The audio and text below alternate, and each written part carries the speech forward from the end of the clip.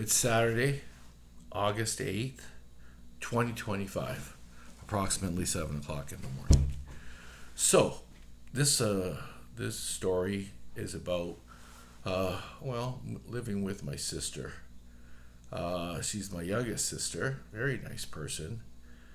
Can't say names or really what they do or whatever. But anyway, okay, she's in the education industry. That's pretty well what I can say. And I'm living in the basement. It's a furnished basement.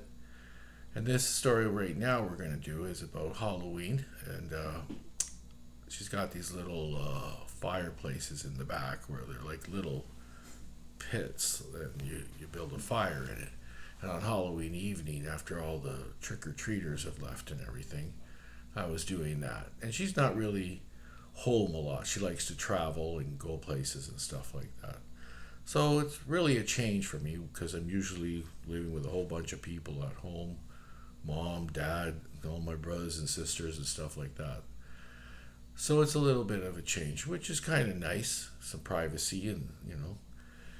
But anyway, there's this Aboriginal all dressed up, and a teepee shows up, and he's all dressed up in his feathers, and I'm trying to figure out what era he's from. So I did a little research for London, Ontario, which is where I'm from and where I'm down. Well, I'm not downtown London, Ontario, living with my sister, but I'm closer in. Uh, anyway, London was a village in 1826 and then was a city in 1855.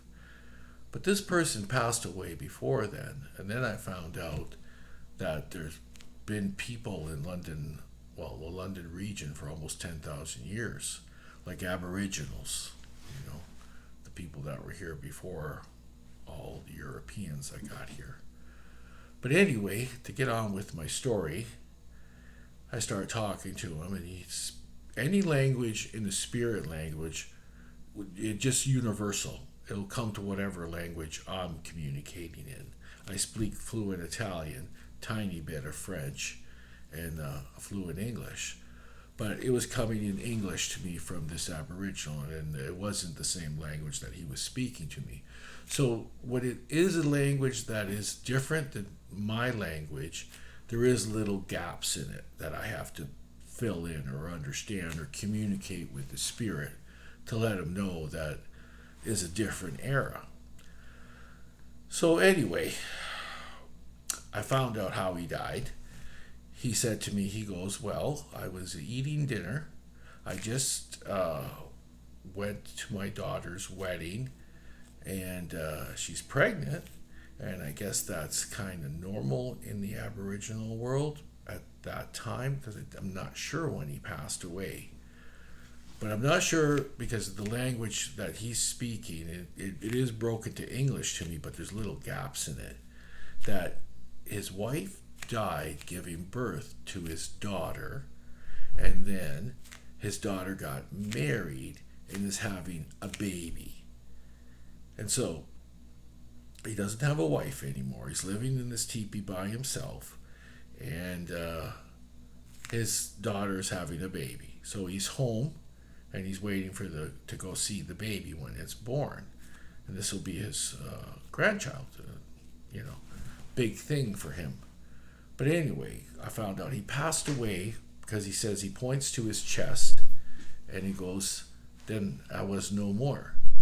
And then all of a sudden, I can't go past these certain barriers. And the barriers kept getting smaller. And the idea behind that, as we started to inhabit this land, the Europeans, or whatever you want to call us, we started making boundaries. Like, let's say, uh, you know, lines so that people can't cross over here or over there into other people's property. And this, from where he died, will affect how far he can go out from his spirit. And it got down to the point for my sister living in the house that he couldn't get past the fences because that's the barrier and that's the zone of the land that my sister owned. And he goes, it's been getting smaller for hundreds of years. So that's how I figured out when he passed away. I figured because of his tools and everything that he had with him, maybe he passed away around 200 or 300 years ago, which is very vague, of course. But this is important for me to find out for what unfinished business this ghost will have. And I have to communicate to this situation to him. So there was no cars. I think he had a horse, but the horse wasn't on the property, so the horse wasn't with him when he died.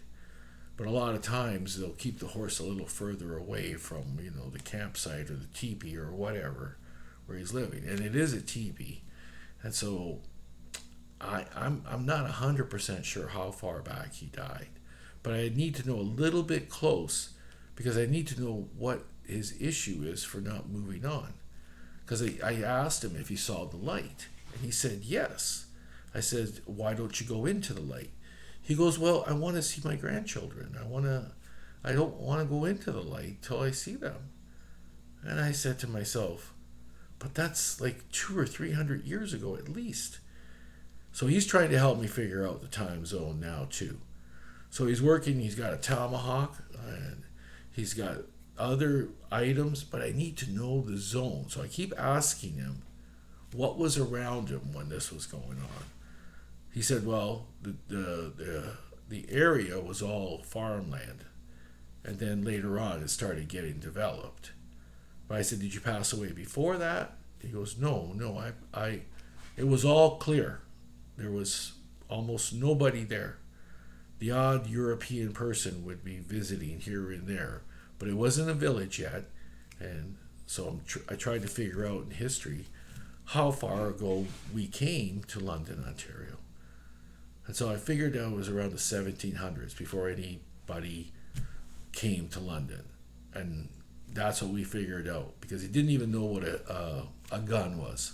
He didn't know what that kind of... He hunted with a spear and a tomahawk and traps and stuff like that. He never knew guns even existed. So we figured out around the 1700s he died. Now, I gotta find some type of ancestor to him so that he can move into the light. Now, he's bound by the area of the house. So he can't go very far. So he can't see very many people. So what I can do is I can piggy bank him on top of me. Like, I'm not on top of me, but get him to come with me, like draw him close, so that I can try to find any ancestors that might be living right now. So I would take him with me in my car, because I can do that, and I drive around with him. No, and it was almost Christmas by this time, and there's a lot of people shopping, everybody's moving. No. Finally, there was this gentleman that he had sort of like a tomahawk or something. He looked aboriginal, but I couldn't take the ghost with me all the time because it does take energy, and it's hard to do. But I took him whenever there was a festival or something. There was a lot of people. But this gentleman would walk right by the house. And I finally noticed it. So I finally got the ghost. And I said, here, I got something I want you to see. So he came with me.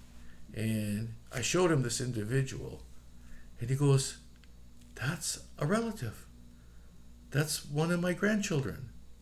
Maybe like 25 times down the line, I don't know, count 300 years ago approximately. It's got to be, I figure, like great grandchild. All of a sudden the light appears, and I go, can you go through it now? He goes, that's the first time that's light appeared in over, a couple hundred years.